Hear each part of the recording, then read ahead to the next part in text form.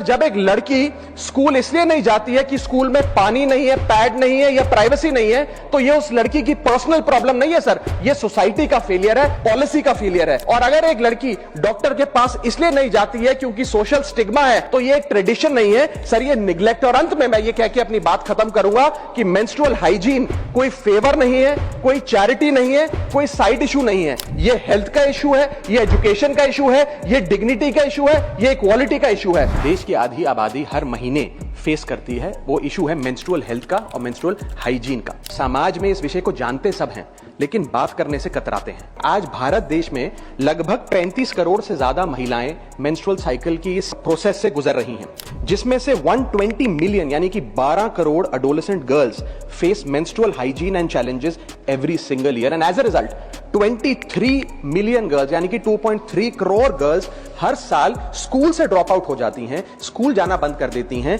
क्योंकि वहां inadequate menstrual health facilities हैं।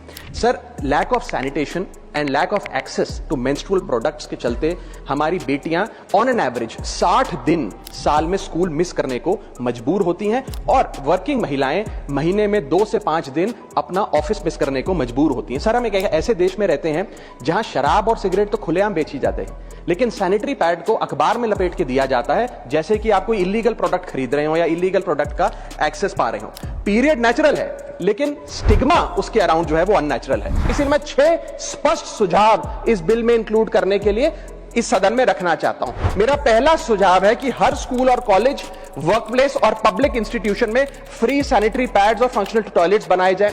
दूसरा, schools, anganwadi centre, public health care centre और आशा नेटवर्क्स के जरिए अफोर्डेबल या फ्री मेंस्ट्रुअल प्रोडक्ट्स घर घर में पहुंचाए जाएं।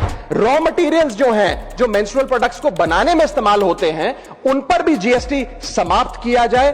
और मेंस्ट्रुअल हेल्थ की एजुकेशन की जब बात होती है स्कूलों में, तो सिर्फ महिलाओं को नहीं, बॉयज को भी इस करिकुलम में शामिल करना चाहिए, because boys are rarely included in menstrual health education. और शायद समाज के साइलेंस का एक बहुत बड़ा कारण यह है कि लड़कों को, स्कूल जाने वाले बॉयज को मेंस्ट्रुअल हेल्थ की साइंस से दूर रखा जाता है। पांचवा सुझाव, मेंस्ट्रुअल वेस्ट मैनेजमेंट के लिए नेशनल फ्रेमवर्क बनाया जाए ताकि सेफ और इन्वायरमेंटली रिस्पॉन्सिबल डिस्पोजेबल सिस्टम्स हो। और छठा और आखिरी सुझाव, डिस्ट्रिक्ट लेवल एनुअल मॉनिटरिंग हो मेंस्ट्रुअल इंफ्रास्ट्रक्चर की और इसकी पब्लिक रिपोर्टिंग का mechanism बने। Women do not need our sympathy, sir. Women need equality.